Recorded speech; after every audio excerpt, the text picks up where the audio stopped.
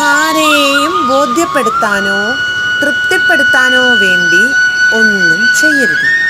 കാരണം അവരൊക്കെ നമ്മുടെ ജീവിത വഴിയിലെ താൽക്കാലികക്കാർ മാത്രമാണ്.